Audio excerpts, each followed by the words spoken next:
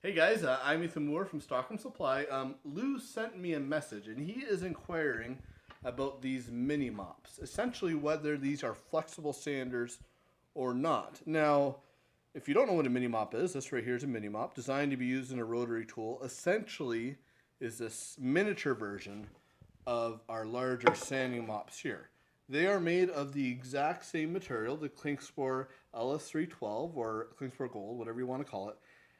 Extremely long lasting. The sandpaper is extremely flexible. So yes, it is a flexible sander. It's actually one of the only flexible sanders that can be used in a rotary tool because most of them are very, very hard. So when you're using a mini mop, you're going to run your rotary tool about half speed approximately.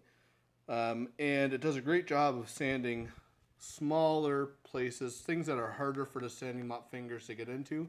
So something like this here.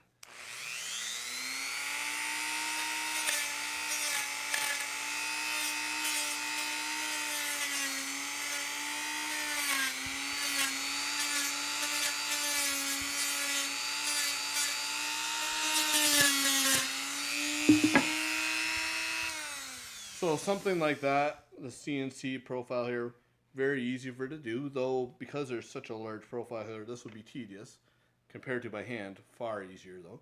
Now, one of the probably most common uses of the mini mops is in the churning world.